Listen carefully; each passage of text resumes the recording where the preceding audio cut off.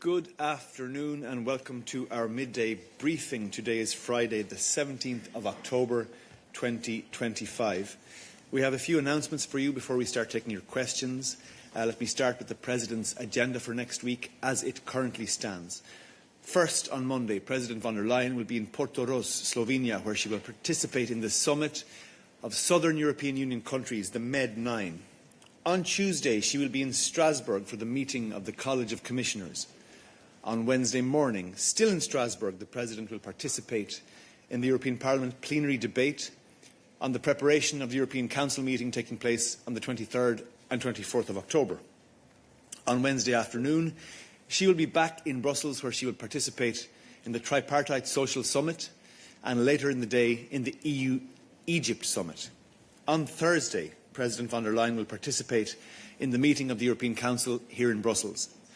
On Friday, together with the President of the European Council, Antonio Costa, she will meet with the President of Uzbekistan, Shavkat Mirziyoyev. On Saturday, the President will be in Germany to deliver a speech at the 2025 Berlin Global Dialogue.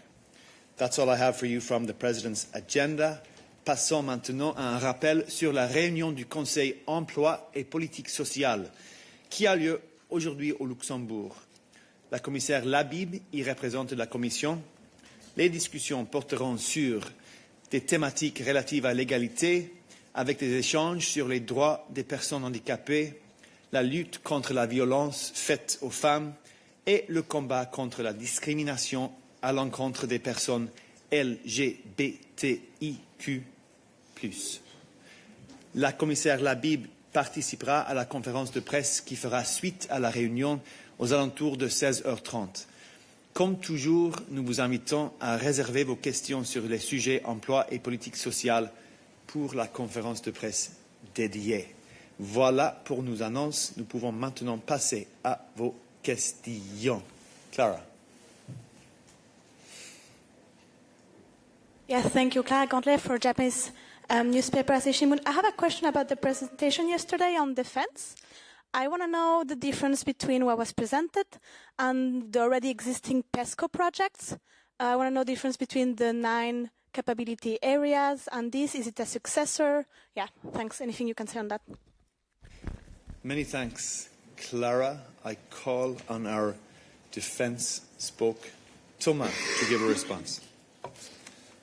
Bonjour, Clara. Thank you, Olof. So, I'll try to be as clear as possible. So, PESCO dates back to 2017, if I'm not mistaken, and this is to really encourage cooperation between member states. Sorry, yes, Sarah?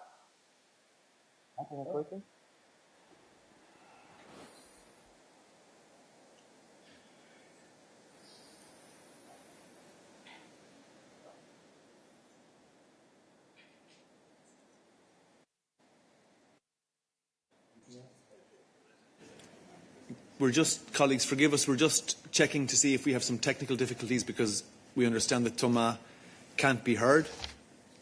Should I try again? Does it work now? Yes? Yeah. Can you online hear Thomas and me okay? Online, can you please let us know if you can hear us okay?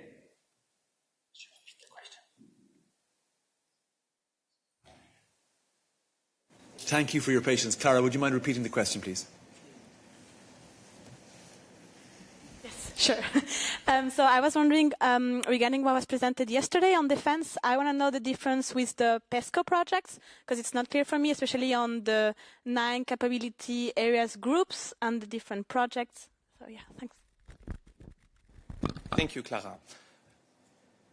So I'll try to be as clear as possible. The PESCO projects date back to 2017, if I'm not mistaken. You have more than 70 projects there. Here, these projects are really to encourage cooperation between member states on very specific topics. Now, the coalitions that will be set up into our proposal by 2026, again, this is subject to discussion.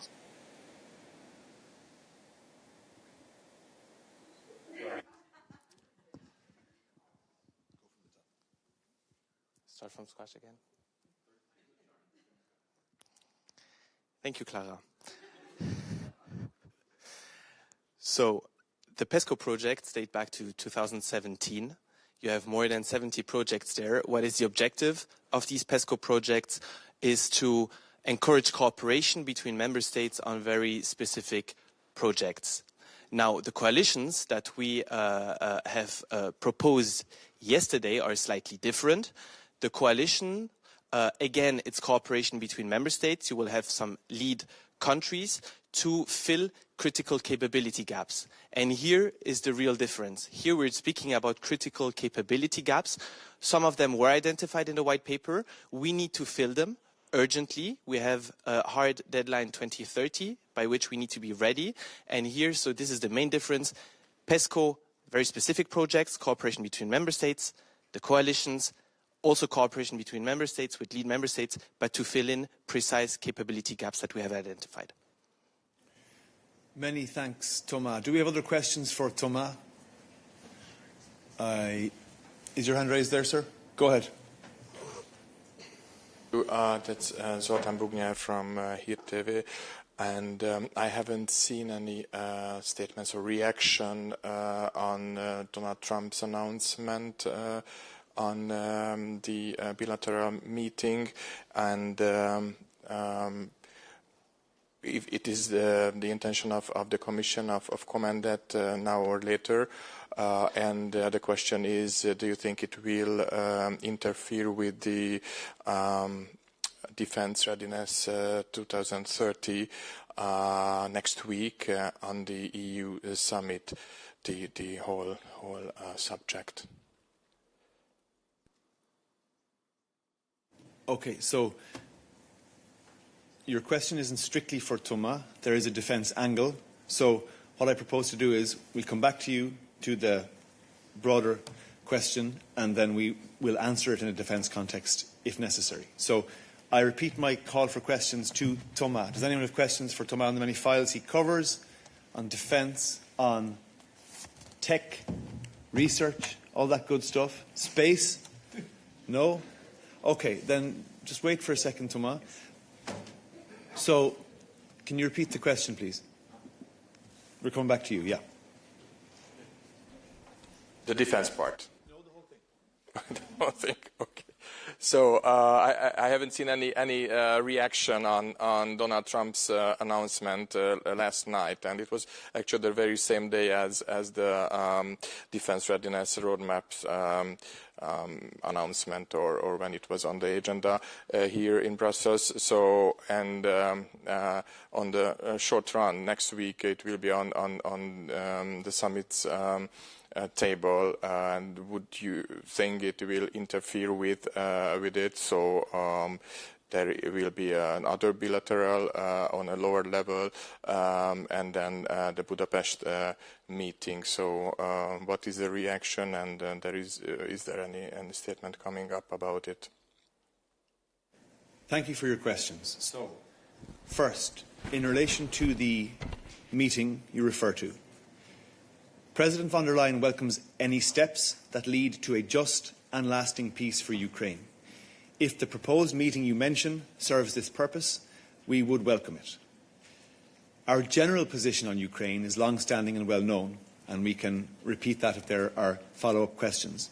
But as regards connecting that meeting, which is not yet confirmed or any details specified yet as far as I understand, in terms of connecting that to our ongoing defence work, these are two separate things. Our ongoing defence work on defence and security, which was presented in some detail yesterday, will continue, and we are not going to conflate those issues from this podium at this time. So that's what we have to say on the defence side. Do you have a follow-up question on the defence aspect before I let Thomas go back to his comfortable seat? Not the defence, but the place that it is announced it will be in EU's territory in Budapest. So, do you see any problem with that, or is it something unexpected, or is there a plan for the Commission how to react to this fact? I'll let Anita come up to the podium to give any comments she may wish to offer on the proposed location of the proposed meeting. What I want to convey from the European Commission point of view and from President von der Leyen's point of view, first to repeat that any meeting that moves forward the process of achieving a just and lasting peace for Ukraine is welcome. You've heard us say from here many times that it is long overdue for Russia to stop its senseless and illegal war of aggression against Ukraine. From the EU side, we are taking every possible action to support Ukraine, as well as weaken Russia's ability to wage its war.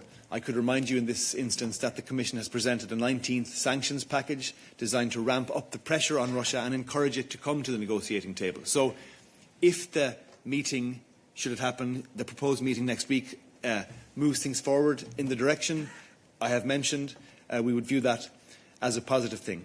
For the other aspects of your question, I give the floor to Anita.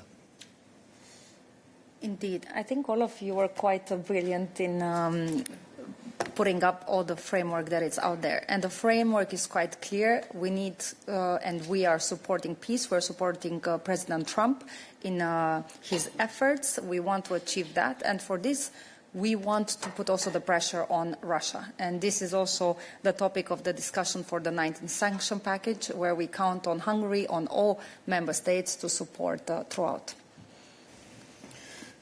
Let's take a few more questions on this topic. Angie. Angela Scoogens from TVP World. Can I just have some clarity on how this travel by Putin will actually work? How will he actually travel to Hungary if there are these travel bans that are in place? Is he allowed to travel to Hungary? What are the rules there? And also, has Trump been in contact with the Commission at any level as part of setting up this meeting? Thank you. Thank you for your questions. Before I hand the floor to Anita, I can't tell you if President Trump has been in contact specifically on this meeting, but I would recall that President von der Leyen is in frequent contact with all leaders in the context of our unwavering efforts to achieve a just and lasting peace in Ukraine. As mentioned, if this proposed meeting, for which we don't yet have any details, should serve that purpose, we would welcome it. There are multiple meetings happening at any given time to try and achieve that peace in Ukraine.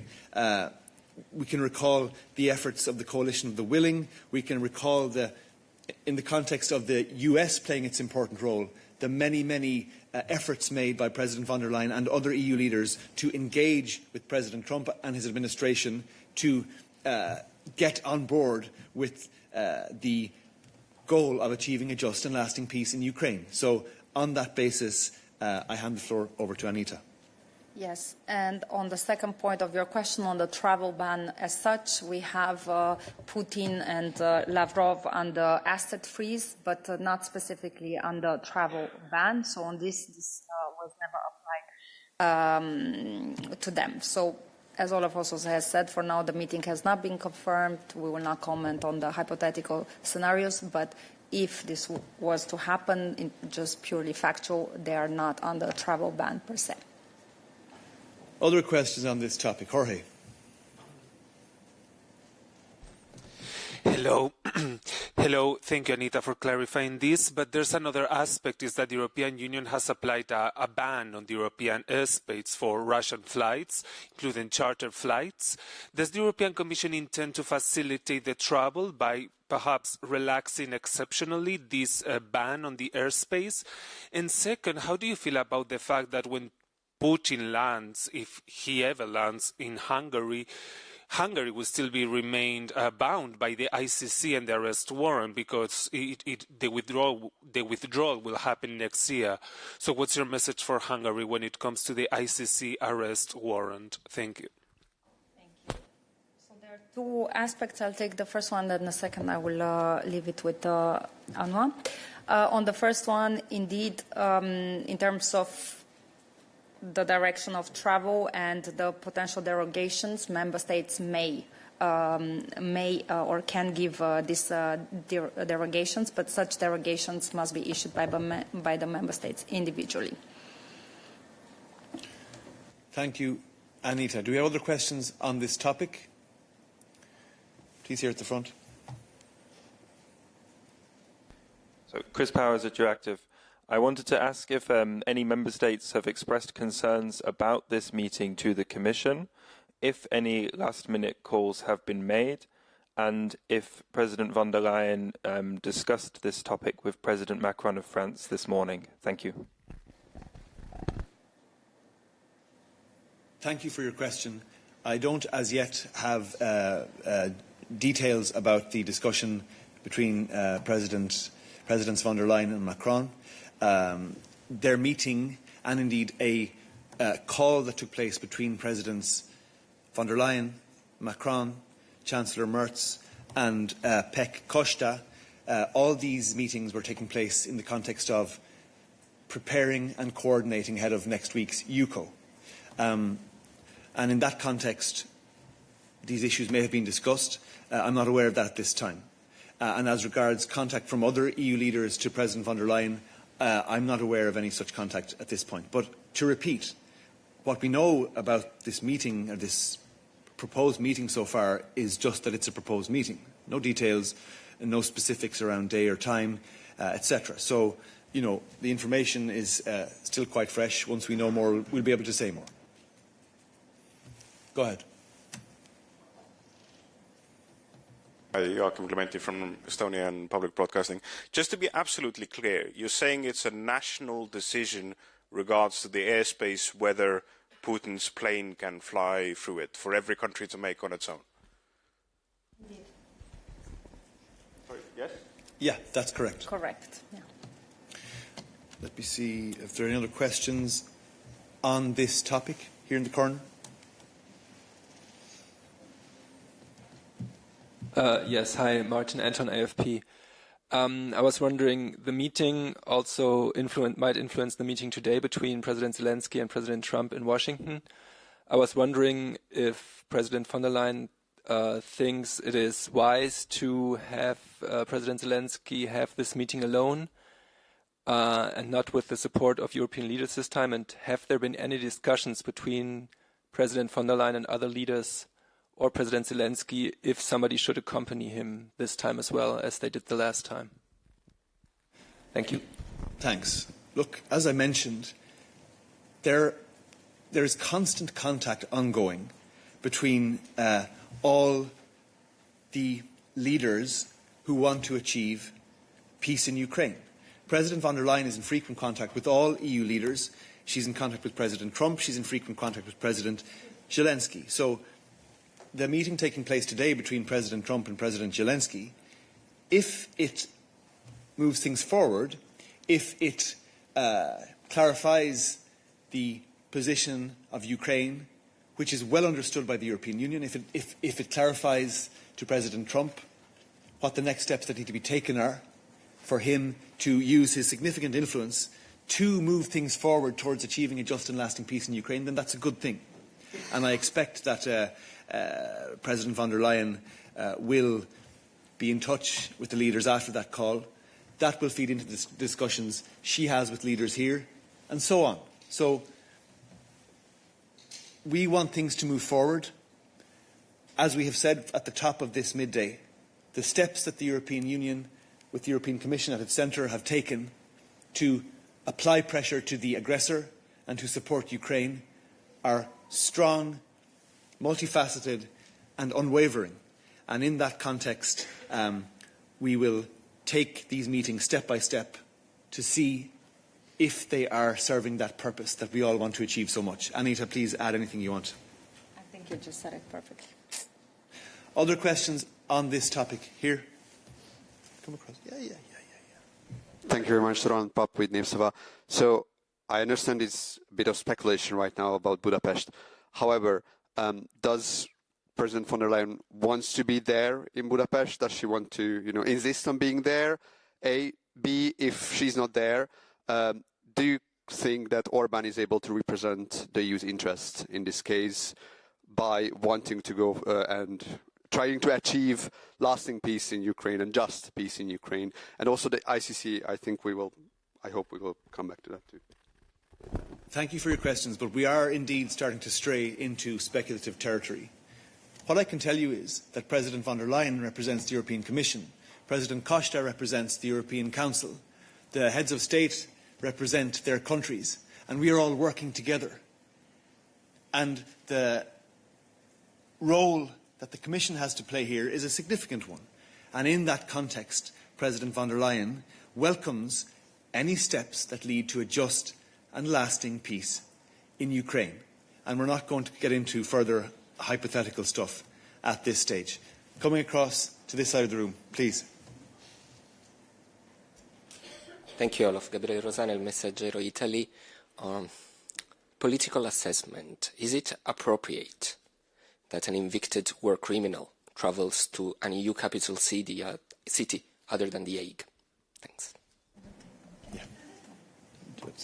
Yeah, we're going back to the previous question that we will take after on the ICC.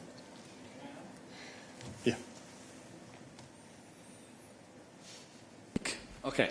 Yes, Giovanni Del Re, Avvenire. Actually, I have two questions. The first one is, since the position of the EU, if I'm not wrong, has always been no solution on Ukraine without Ukraine, will you be insisting that also President Zelensky should be present in the Budapest meeting?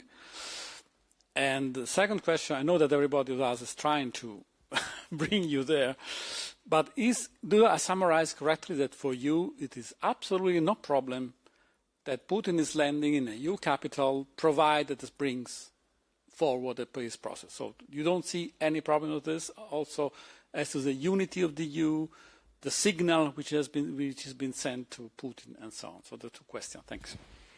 Thank you. On the last is again relooping the two other questions. On the first point on Ukraine, our position has been always clear. Nothing about Ukraine without Ukraine. And as a matter of fact, also President Zelensky is today in Washington with President Trump. We're in constant touch with President Zelensky. So we don't see any issue on that point. Go ahead, follow up. Other questions on this topic? David.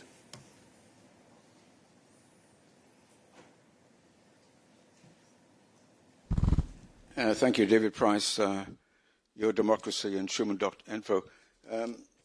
Olaf, you mentioned that any meeting that helps bring peace in Ukraine is welcome. And I'd just like to put it in a context. The European community brought together in a peaceful way France and Germany in the 1950s. He brought together the Soviet-occupied Central and European countries later on. And I'm wondering, can you tell me, has there been any contact between the staff of the Commission and President Putin? Are there planning to be any meetings between President Ursula von der Leyen and Putin in the future to enhance this movement towards peace? I'll hand this one over to Anita. Well, the great contact that we have is Putin's bombs to Ukraine, Putin's drones towards our European airspace, so that's that. But to expand slightly on that, David, I mean, and maybe to respond to some of the other questions that have come as well. We live in the real world. We want to achieve a just and lasting peace for Ukraine. There is a neat, beautiful path, the perfect one that goes straight and where we achieve that without difficulty. But that's not the real world. In the real world, we have to operate on the basis of the facts before us. We have to engage with the different interlocutors that are relevant to trying to achieve a just and lasting peace in Ukraine. So President von der Leyen speaks to the US. President von der Leyen speaks to Ukraine. President von der Leyen engages with the leaders of the European Union member states. And in that effort and in different meetings that take place, we are trying to move this thing forward. It's not always a straight, neat path. The meetings don't always happen in the precise order or format that we would like them to. But if meetings, in whatever motion they take place, move us towards a just and lasting peace for Ukraine, then we should welcome them. And we can remind you about the work that we are doing at European Commission level on sanctions to support Ukraine, to move Ukraine closer towards membership of the European Union. All the steps we're taking to hit the Russian war machine where it hurts, and it is hurting. All the economic evidence shows that. All these steps are getting us closer to where we want to be, and any other meetings that serve that purpose, we will welcome. And with that, we are closing this topic and turning to other topics. Who would like to ask questions on other topics on this beautiful Friday? No? I have Hannah Decker online. Hannah, go ahead. Hello, yeah, I got a question probably for Anna Kaiser. It is concerning the emission trading system too. Thanks for your question, Hannah. I should have specified that we're going to take any other foreign affairs questions first, just to make sure that Anita gets to cover all the topics she wants to cover. Here, go ahead. Yeah. Hello, Luca Hachidze, Formula TV Georgia. My question is if the Commission is monitoring situation in Georgia, because we've seen new wave of terror with people arrested on political charges. Also, universities and academia is under attack. Georgian Dream Parliament just yesterday adopted new so-called laws that restricts demonstrations and also bans opposition parties. So what's your assessment of this situation? Thank you.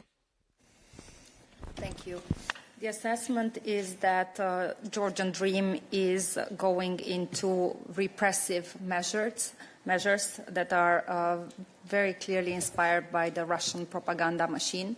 That being said, we are condemning throughout any form of violence.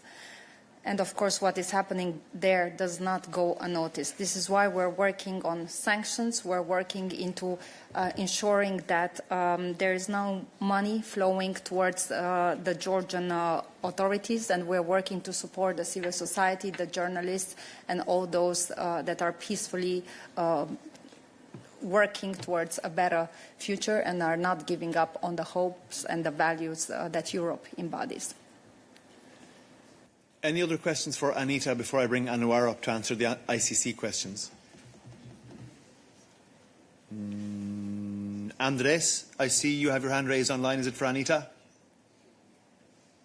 No, it's not. It's financial services. So maybe you'll come back later. Absolutely. I know what you want to ask. We'll get there. Don't worry.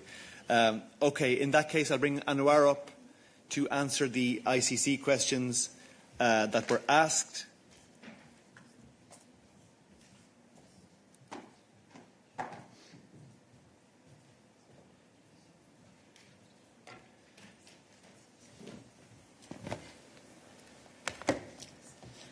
Thank you. Good afternoon. Let's be clear on the ICC. Our position has always been clear, and happy to reiterate it here. The EU supports the International Criminal Court and the principles set out in the Rome Statute. We respect the court's independence and impartiality.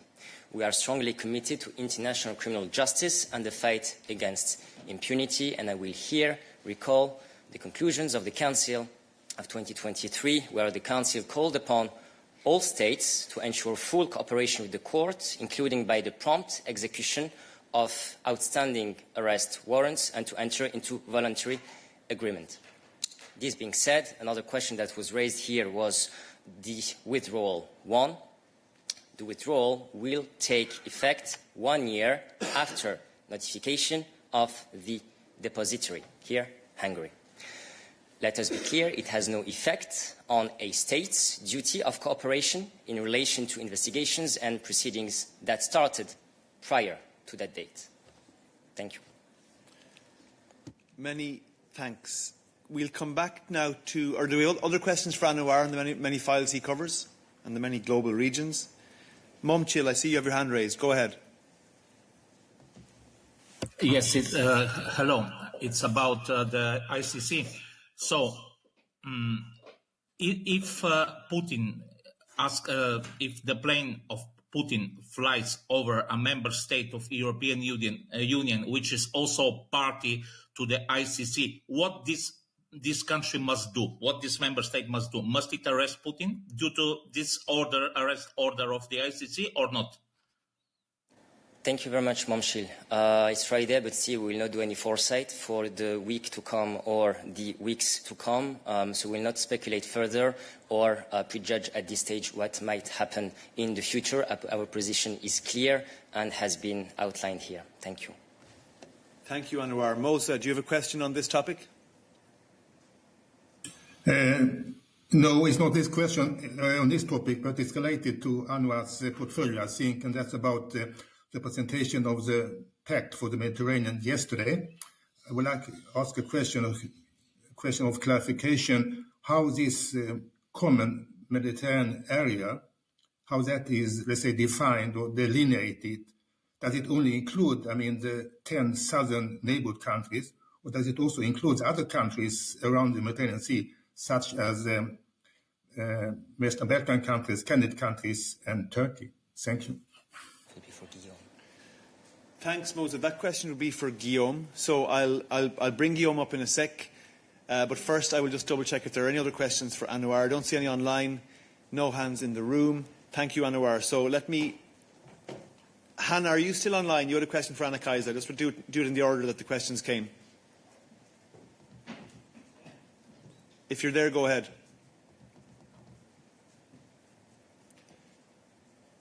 Hannah Decker, can you repeat your question for Anna Kaiser, please?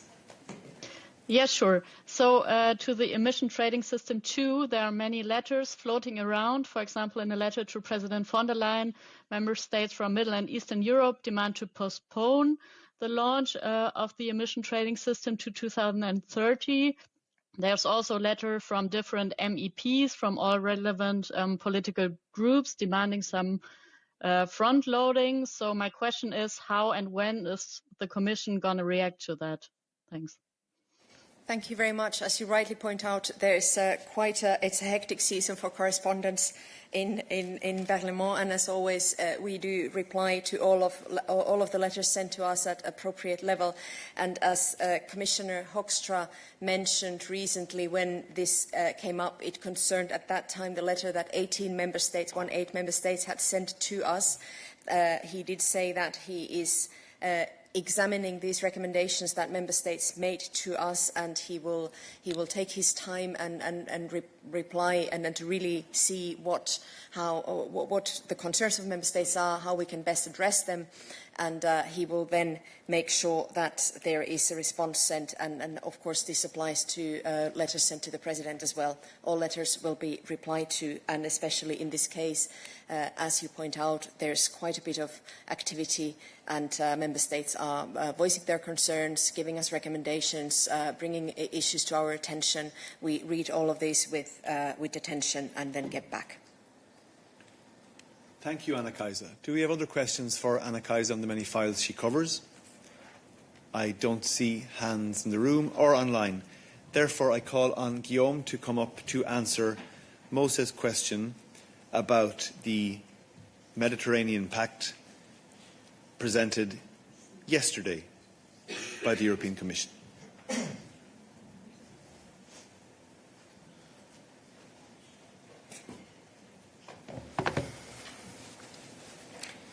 Thank you, Mose, for the questions. We touched upon this issue already yesterday during the press, the readout actually by Commissioner Šuica and the HRVP in the technical briefing, but I'm happy to reiterate the explanation which were already given. So really, the Pact, just to zoom out a bit, really the Pact is this ambitious strategy to reinforce our cooperation and our relations with the Southern Mediterranean partners. Really, the idea is to step up our cooperation, as I said, economic ties between all the shores of the Mediterranean and beyond. We stress this, but it's very important. It is built on the principle of co-ownership, co-creation, and joint responsibility. When it comes to your specific questions on the common Mediterranean space, as I said, we look now at the 10 southern Mediterranean partners, this idea is really based from the Southern Neighbourhood policy.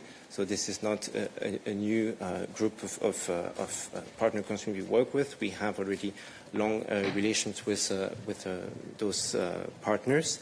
We'll continue to work on those relations with them. But the key element of the pact, and this was stressed again yesterday by the HRVP and Commissioner Schwitzer, it is flexible, meaning that the neighbors of the neighbors are able to join if they want to join, if there's interest from their sides as well. So this is something that would be moving and can be designed over time. Thank you, Guillaume. And I remind you, as I mentioned at the start of the meeting when I presented the President's calendar, that she will be in Slovenia on Monday to discuss this and other topics with the Med9 group. Other questions for Guillaume? David, go ahead.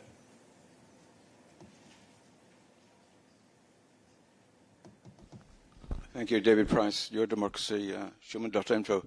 I read through the press releases. I didn't see anything on the means to cooperate more on a single legal system for the Mediterranean. At various times in the past, the largest state in the southern Mediterranean was ruled by a president who, of the Muslim Brotherhood, believed in Sharia law.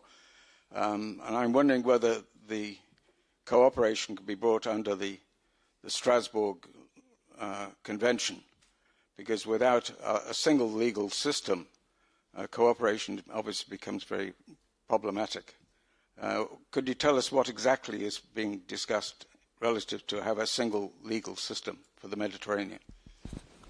Thanks, David, but I don't think anyone is talking about a single legal framework for the Mediterranean at present.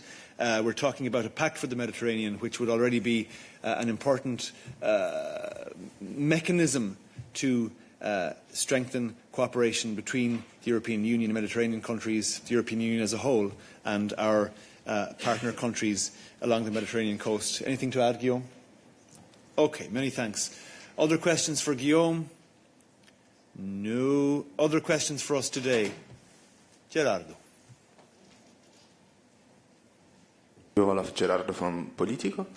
It was mentioned by Chris before, this meeting between von der Leyen and Macron, and I know that also there's no details at the moment, but there's this video conference in preparation ahead of the European Council, but she's also going there, like to Paris.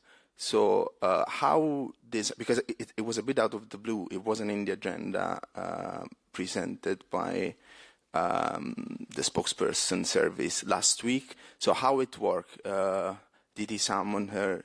He sent her a text message, come to Paris. How did it work? Thank you for your question, Gerardo. All I'm going to say is that in the context of preparing the European Commission's interventions and contributions at the European Council, it's very standard practice for the President to meet with heads of state, and that's what has happened here. The how it was arranged and the who talked to who to make it happen doesn't really matter. It's a meeting that is taking place in the context of preparing and coordinating ahead of next week's UCO, which is covering some mightily important topics, and that meeting is ongoing as we speak. Follow-up. But she's the only one going there, right? President Costa is not in Paris, if I'm not wrong. Meaning that, is there any reason why her presence was requested by French President Macron in Paris? Is there any sideline meeting, sideline chat or whatever? In the context of preparing and coordinating ahead of the UCO, some meetings happen in person, some meetings happen online. It's a bit like the glorious Berlaymont press room here. Some are here in person, some are online. We still get the business done. The leaders will still get the business done ahead of next Thursday's UCO. Next question, please. Over here. Camille Condessus from AFP. I apologize because it's for Anwar, but I was working on something else at that time. I'm not sure that we've had any reaction from the Commission on all the recent events in Madagascar, and I was wondering if there was one to share. Thanks. Okay, I will request Anwar to come up if he has anything to say on Madagascar, but please in future try to stick to the topic at hand so we can cluster them together appropriately. And with that, I will hand the floor over to Anwar.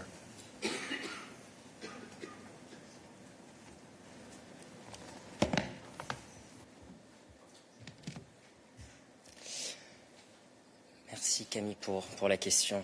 Une réaction a en fait été donnée à une question d'un de vos confrères, mais je vais le faire ici depuis le podium pour toute la salle de presse. Quand il s'agit des événements à Madagascar, nous suivons de près ces événements en cours dans le pays. Nous appelons à un dialogue entre toutes les parties prenantes en vue de renouer avec les valeurs démocratiques. Merci beaucoup, Anwar. Est-ce qu'il y a d'autres questions pour Anwar, vu qu'il est revenu sur le podium? Non, je ne vois pas de main levée online ni dans la salle de presse. Alors, autre question pour nous. Sabina. Thanks, Sabina Rosset with ANSA. An explosive device containing about 1 kilo of explosives destroyed 2 cars outside the home of a well-known investigative journalist in Italy, Sigfrido Ranucci. The incident had a strong impact in Italy, sparkling widespread concern over press freedom and the safety of journalism. Is there any reaction from the European Commission, and what can the EU institutions do more to ensure that journalists in Europe feel truly free to carry out their work? Thank you. Thank you very much for the question. Intimidation and harassment against journalists has no place in Europe. We have seen the reports and condemned such attacks against journalists and their families. We understand that there is now an investigation ongoing. Journalists must be able to do their crucial work safely, free from threats and attacks. We have made the protection of journalists one of the key elements of the European Media Freedom Act and issued also a recommendation on the safety of journalists. That's from 2021. Journalists should be able to work freely everywhere in the European Union. This lies at the heart of media freedom and of our democracy. Many thanks, Marcus. Do we have other questions for Marcus? Don't see any questions online. Yeah, go ahead. Just a small update, if you have anything new to tell us about the report on asylum migration, if there is any new date or next week or whatever. Thank you. Not at this stage, but be sure that we will inform you through the usual channels as soon as we have something. Thank you, Marcus. I don't see other hands for Marcus in person or online, so I'll take the question from Andres, which I'm fairly sure is coming to me. Go ahead, Andres.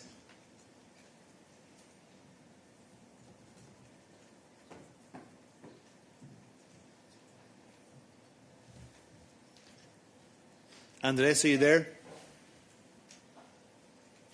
Can you see me? Yeah, can you see me? Now we see you, we hear you. Okay. You look good. Go ahead. Yeah. Indeed, the question is for you. And I wanted to ask about the recent failed attempt by the Spanish bank BBVA to acquire Sabadell. Considering that the Commission initiated an infringement procedure against the Spanish laws that allow the government to impose additional obstacles to this transaction, do you think that this could have influenced the outcome in any ways? And are you worried at all? Thank you. Thank you for your question, Andres. On the first point, I need to be clear here that the Commission does not comment on the outcome of market operations, and we never have. As regards our procedure, it's important to be clear that that is ongoing, and I can provide you with the details about that again if you wish, but the key thing to keep in mind is that when the Commission initiated the infringement procedure, that was in relation to certain provisions of Spanish law, which, in our estimation, infringe EU law. In so doing, Spanish law impinges on the exclusive competences of the European Central Bank and national supervisors, infringing EU banking regulations and restricting the freedom of establishment and the free movement of capital. So we have no comment on the market development you have mentioned, and our procedure continues.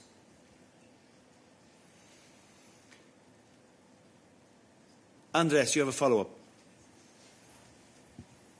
Yes, I do. I'll try again. It seems that the most recent attempts, talking generally,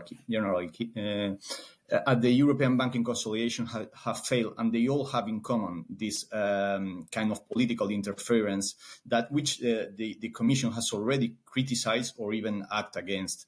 And I would like to know if you think whether this could be hampering the banking union project in any way. Thank you.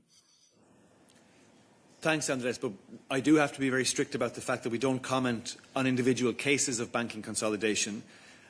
As you know well, we believe that consolidation of the banking sector through both domestic and cross-border mergers could help to improve bank efficiency, bank profitability, and in so doing improve the European economy and benefit consumers as a whole. This is in line with the principles and ambitions laid out in the Savings and Investment Union, and I'm not going to say more today.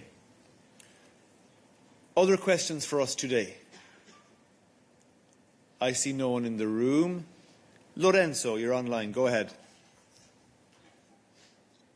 I hope you can hear me. We can, Lorenzo. Good. Okay, it's a question concerning a statement that the spokesperson has issued yesterday evening concerning the negotiations on the multi-annual financial framework, the MFF.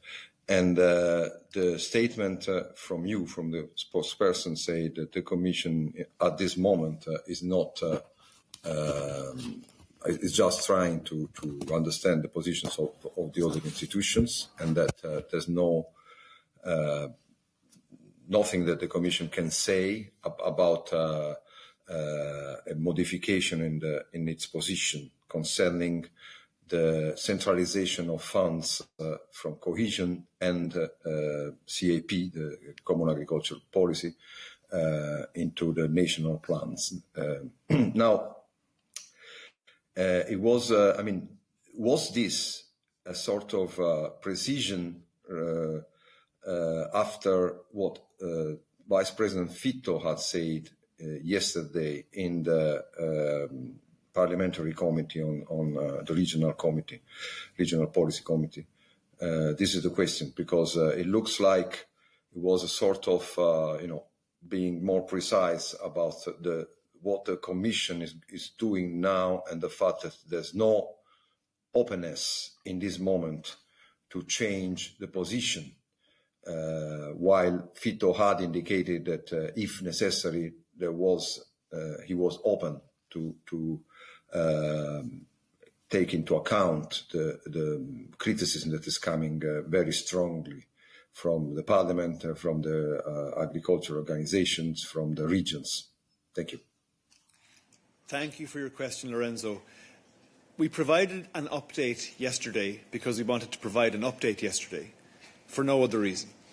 So if you have any questions relating to the ongoing discussions, or if you would like Balázs to come to the podium to explain in detail the Commission's original proposal and why we believe it's a good proposal, I invite you to do so. But from our point of view, the normal procedure, the normal process is ongoing, i.e. Commission proposes, co-legislators discuss, and we hope to achieve an outcome soon for the benefit of all our citizens. Any other questions on this topic? I see Paula's hand raised online. Paula Tama, go ahead. Hello, thanks for the floor, Olaf. Can you exclude the Commission amending the Commission proposal at this stage? Thank you. Thank you for this. I will hand you over to our expert, Balázs.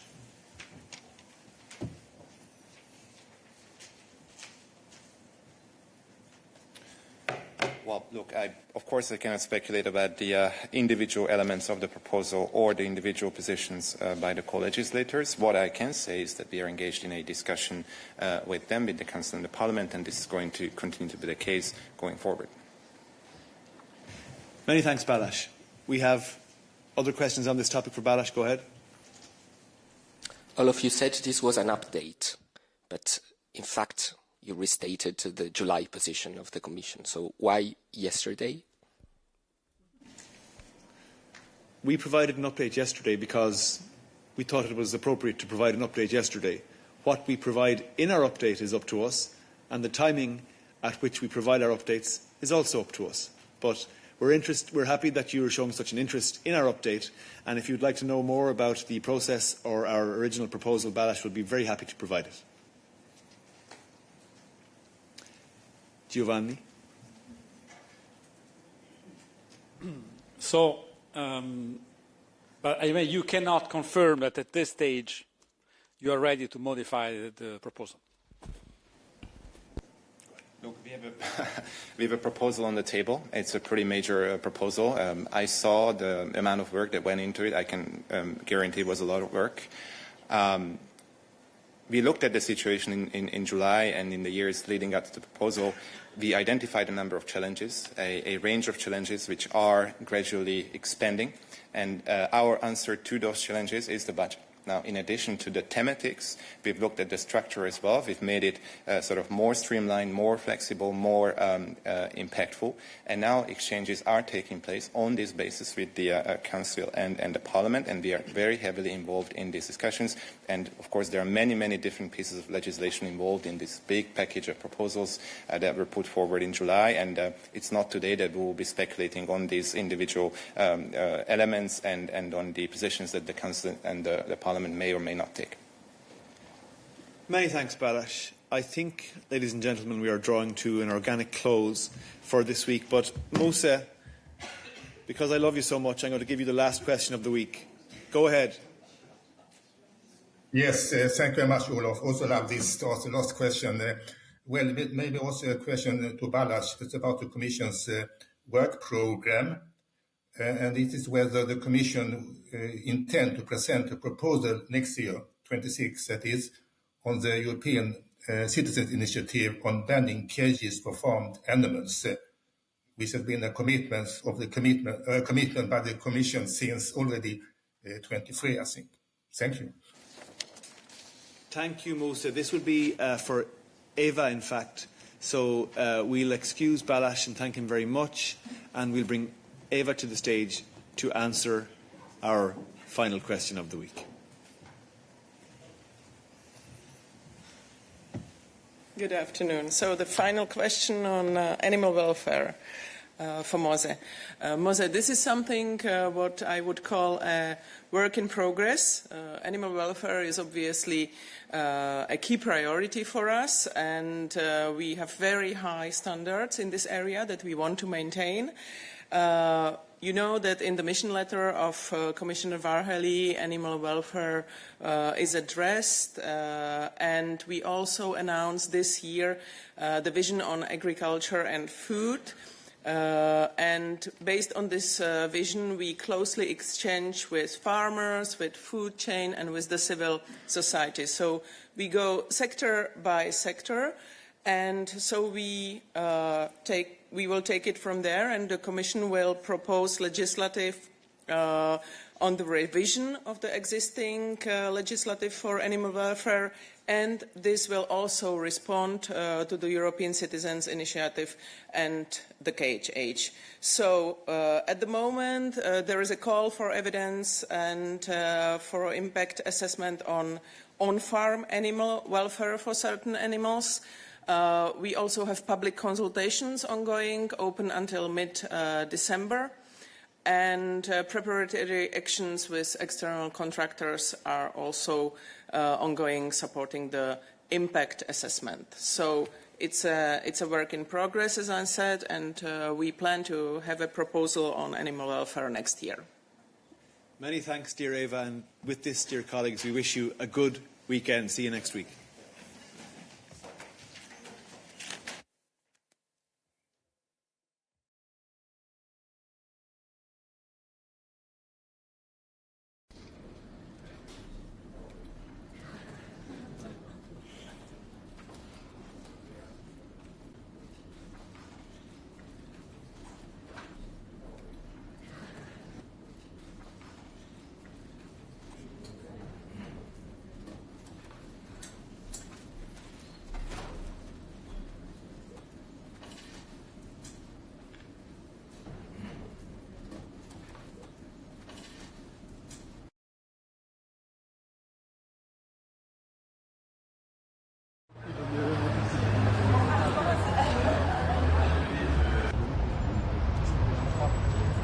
لكن كيف حاجة شو